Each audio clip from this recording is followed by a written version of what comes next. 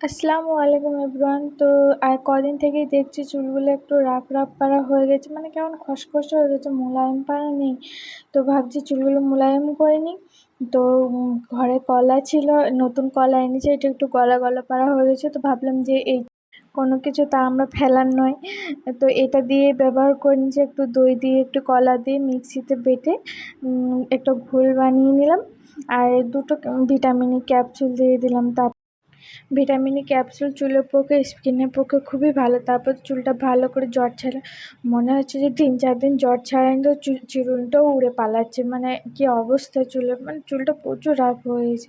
তারপরে মাকে ধরলাম যে আপনি আমার চুলে একটু দইটা দিয়ে দেন, নাহলে নিচে পারবো না, অনেক ছড়াবে। তো মা এমনি দিয়ে দিয়েছে। আর কেউ যখন মাথায় হাত দিয়ে কি আরাম লাগে, তখনই ঘুম চলে আসে মনে মনে।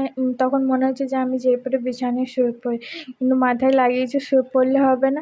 তো যতক্ষণ মাথায় শুকোবে ততক্ষণ ভাবলাম যে ঘরে ছোটো মোটো কাজগুলো করে নিই। তো বেসিনটা পরিষ্কার করি, বেসিনটা মনে হয় আমি 1 দিন 2 দিন পর পরই পরিষ্কার করি।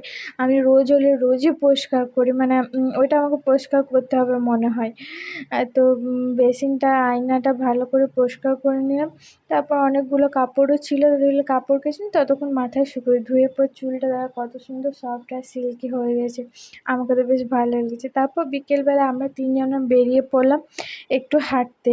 তো ম্যাডামকে বলছি যে দিদার কোল থেকে নামুন, তো ম্যাডাম নামবে না। ক্যানেল ওই পারে যে ম্যাডাম তো সেলিব্রিটি কতজন আসছে ম্যাডামকে কোলে নিতে, দেখেন ওই পারে 3টে দিদি আছে, বেশ ভালো। তারপর বৃষ্টি নেমে গেল, তো আমরা চলে এলাম। তো ম্যাডাম দেখো আলা হয়ে বসে পড়েছে, তাই না উনি নাচও করলো অনেক, মানে ওনাকে একটু নাচলে হবে না, মানে আগে জুতোগুলো পরতেই চাইতো না, জুতো পরলে কত কাঁদতো, এখন জুতো খুলতে চাইছে না, মানে কি বলবো। আর এখানে